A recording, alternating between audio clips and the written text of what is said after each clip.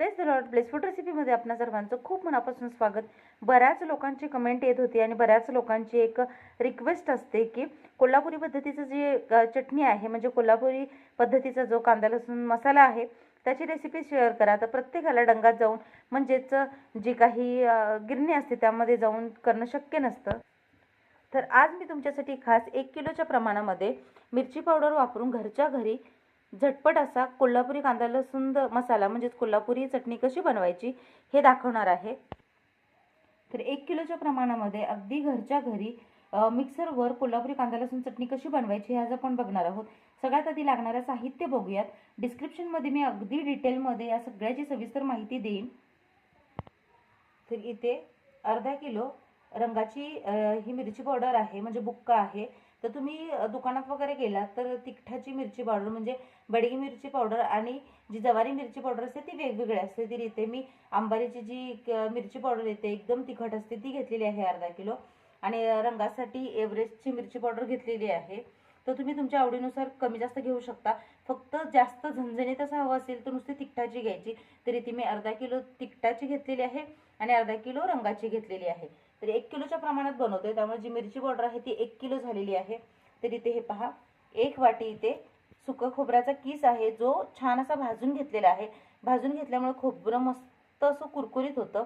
तर आपण इथे घरच्या घरी बनवतोय त्यामुळे मिक्सरवर सगळे मसाले छान असे बारीक झाले पाहिजे या हेतूने सगळं अगदी छान बारीक करून घ्यायचं आहे। जे खोबऱ्याचे काप असतात ते एरवी आपण तेलामध्ये तळून वगैरे घेतो कोल्हापुरी कांदा लसूण चटणी बनवताना। पण जर घरच्या घरी बनवायचं असेल तर हे मी काय केलेलं आहे डेसिकेटेड जे कोकोनट येतं ते घेतलेलं आहे। एक 2 वळं अशा प्रमाणात हे आहे म्हणजे 1 वाटी भरून हे खोबऱ्याचं किस घेतलेलं आहे। तर खोबरं हे महत्त्वाचंच आहे यामध्ये। आणि हे बघा इथे मी थोडेसे धने घेतलेले आहेत, तीळ आणि जिरे हे तिन्ही एकत्र घेतलेले आहेत भाजून। तर यामध्ये धने जास्त घेतलेले आहेत, 1 चमचा जिरे घेतलेले आहेत आणि तीळ जे आहे ते 2 चमचे घेतलेले आहेत। कारण जो तयार मी गरम मसाला घेतलेला आहे तो मी दाखवेनच तुम्हाला, त्यामध्ये धण्याचं आणि तिळाचं प्रमाण कमी असतं आणि जी चटणी आम्ही बनवतो त्यामध्ये धने तीळ आणि जिरे यांचं प्रमाण अगदी व्यवस्थित असतं। त्यामुळे वरतून जितकं गरजेचं इतके हे घेतलेलं आहे। सगळ्याचे प्रमाण आहे डिस्क्रिप्शनमध्ये दिलेलं आहे। मीठ, तर हा मसाला टिकतो कसा तर बऱ्याच लोकांना प्रश्न असतो की यामध्ये आलं लसूण आणि कोथिंबीर घातलेली असते तर हा मसाला वर्षानुवर्ष कसा टिकतो।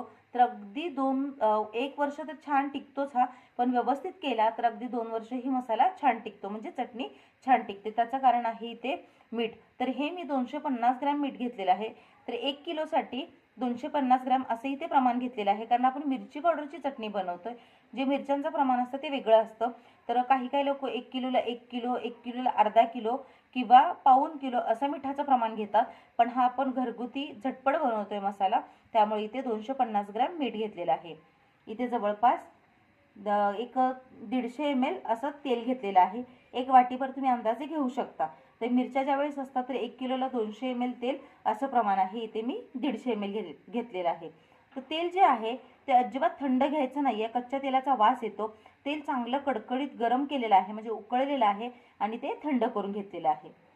इथे जी कोथिंबीर तुम्हाला दिसते तर कोथिंबीर स्वच्छ धुवून निथळून घ्यायची आहे, ती सुकवायची आहे पूर्णपणे। ओलसरपणा यामध्ये अजिबात असता कामा नये। कोथिंबीर स्वच्छ असेल नाही धुवून घेतली तरीही चालेल, पण कोथिंबीरमध्ये माती वगैरे असते त्यामुळे ती धुवायची आणि एखाद्या जाळीमध्ये वगैरे ठेवून छान अशी ती सुकवून घ्यायची आहे। तर निथळून अशी सुकवून घेतलेली आहे।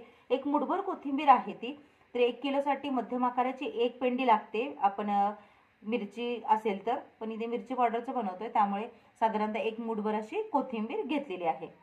इथे 200 ग्रॅम लसूण घेतलेला आहे, हा छान सोलून घेतलेला 200 ग्रॅम लसूण आहे आणि आलं 50 ग्रॅम घेतलेलं आहे। तर आल्याचं प्रमाण 50 ग्रॅम आणि लसणाचं प्रमाण 200 ग्रॅम इतकं आहे।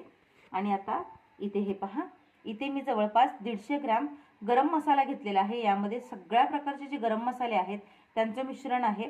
फक्त यामध्ये जे कमी होतं म्हणजे असतं यामध्ये पण जास्त प्रमाणात लागणारे ते धणे जिरे आणि तीळ हे मी एक्स्ट्राचं भाजून घेतलेलं आहे।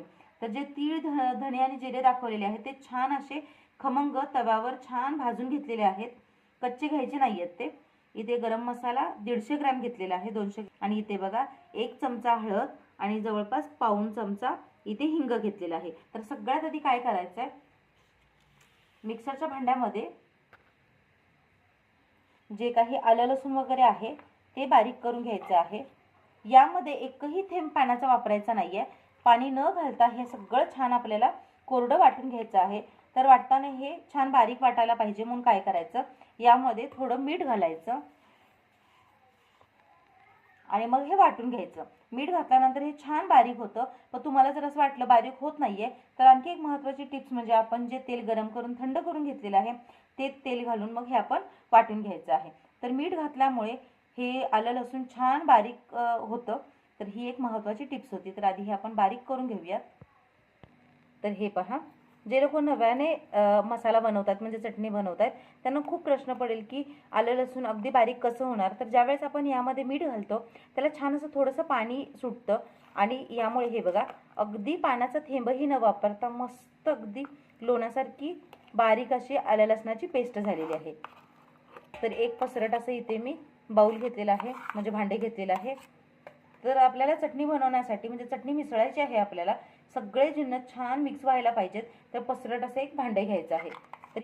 तर कोथिंबीर, राहिलेलं आलं लसूण आहे आणि मीठ आहे हे देखील छान बारीक वाटून घेते।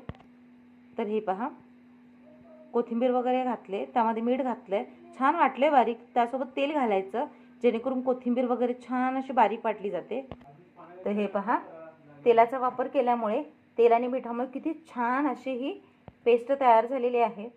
एरवी ही तुम्हाला जर स्टोरेजसाठी आलं लसूण आणि कोथिंबीरीची पेस्ट बनवायची असेल तर अगदी थोडंसं मीठ घालायचं आणि त्यामध्ये असं गरम करून थंड केलेलं तेल घालायचं।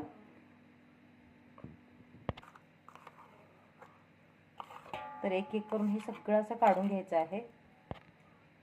तर हे पहा, आता जे काही धने, तीळ आणि जिरे आहे ते देखील छान बारीक करून घ्यायचं आहे आणि खोबरं देखील आपण भाजून घेतलेलं आहे ते देखील छान बारीक करून घ्यायचं आहे। तर गरम मसाला थोडा आधी वाटून घेतलेला आहे, यामध्येच मी खोबरं वाटून घेते। तर सगळ्यात महत्त्वाचं म्हणजे भांडं ज्यावेळेस कोरडं असतं मिक्सरचं त्याच वेळेस गरम जे मसाले होते ते वाटून घ्यायचे म्हणजे छान वाटले जातात, चिकट होत नाहीत।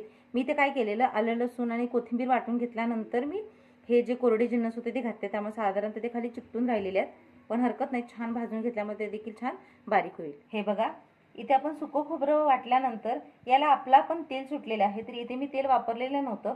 तर सुकं खोबरं भाजून घेतल्यानंतर त्याला आपला पण तेल सुटतं, त्यामुळे जर मिक्सरला फिरवल्यानंतर असं झालं तर घाबरण्याची काही गरज नाहीये।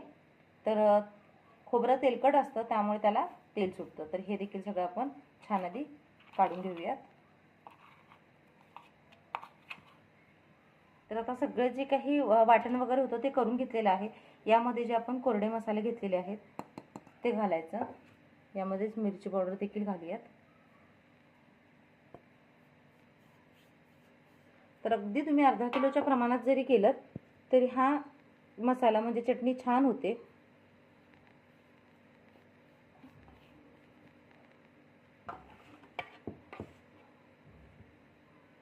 आणि हे सगळं आता छान मिक्स करून घ्यायचं। जर कोणाचे स्किन सेन्सिटिव्ह असेल आणि धगधग म्हणजे हाताला भगभगण्याची शक्यता असते त्यामुळे हँड ग्लोव्ज वगैरे घातले तरीही चालेल, पण हे छान असं हातानेच मिक्स करावं लागतं।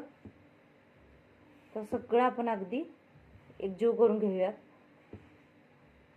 एक मात्र मसाला वगैरे करताना म्हणजे चटणी बनवताना अजिबात पाण्याचा एकही थेंब जाता कामा नये, ही काळजी घ्यायची, नाहीतर जो सगळा मसाला आहे तो फुकट होईल, मग त्याला बुरशी वगैरे येते।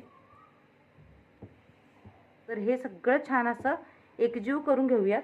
हळूहळू मसाल्याचा रंग आणि टेक्स्चर बदलते, बघू शकताय तुम्ही।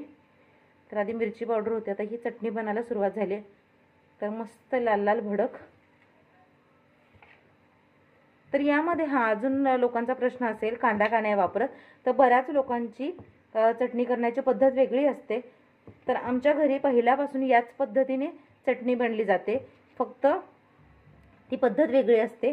आम्ही कांद्याचा वापर करत नाही, कांद्यामुळे कधी कधी चटणीला वास येतो आणि चटणी खूप अशी ओलसर होते, त्यामुळे शक्यतो आम्ही कांद्याचा वापर करत नाही, कारण जेवणामध्ये आपण वरतून कांदा वगैरे वापरतो। जर तुम्हाला यामध्ये कांदा घालायचा असेल तर कांदा तळून घालतात। कांदा बारीक करायचा, तो उन्हात सुकवायचा आणि मग तो तळून घालायचा। प्रत्येकाची पद्धत वेगवेगळी असते। तर कांदा न घालता देखील चटणी छान होते। हे सगळं असं दाखवल्या पद्धतीने छान मिक्स करून घ्यायचं आणि आता जे शिल्लक तेल आहे ते देखील यामध्ये घालायचं आहे. आता तेल घातल्यानंतर चटणीला अजून थोडा ओलसरपणा येईल. जर तुम्हाला हाताने हे मिक्स करायचं नसेल तर पुन्हा काय करायचं, मिक्सरच्या मोठ्या भांड्यामध्ये हे थोडं थोडं घेऊन जरा जरा फिरवायचं, जेणेकरून अजिबात गुठळ्या वगैरे राहत नाहीत आणि मसाला सगळा छान मिक्स होतो. तर उदाहरणार्थ तुम्हाला दाखवते. आता या मिक्सरच्या भांड्यामध्ये थोडंसं हे मसाला घेतलेला आहे, म्हणजे चटणी. तर हे बघ, मिक्सरला फिरवून घेतल्यानंतर हे सगळं छान एकजीव होतं. याच पद्धतीने थोडं थोडं घेऊन मिक्सरला फिरवलं तर आणखी सोयीस्कर पडेल. तर चला, सगळी आधी चटणी जी आहे ती मिक्स करून घेते, त्याच्यानंतर तुम्हाला दाखवते. तर बघा, घरच्या घरी मस्त अगदी सोप्या पद्धतीने झणझणीत लाल भडक कोल्हापुरी कांदा लसूण चटणी तयार झालेली आहे. तुम्ही देखील नक्की ट्राय करून बघा. आशा आहे ही कोल्हापुरी चटणीची रेसिपी तुम्हाला आवडली असेल, समजली असेल. अगदी थोड्या प्रमाणात देखील तुम्ही आधी सुरुवातीला ट्राय करून बघू शकता. या संदर्भात काही प्रश्न असतील नक्की विचारा. भेटूया अशाच एका नवीन आणि पारंपरिक रेसिपीसह. तोपर्यंत स्वस्त रहा, मस्त खा. माझ्या रेसिपीज बघत राहा. चॅनलवर नवीन असाल तर सबस्क्राईब करा, लाईक करा, शेअर करा आणि सगळ्यात महत्त्वाचं म्हणजे जी काही बेल आयकॉन दिसते म्हणजेच घंटी दाबायला अजिबात विसरू नका.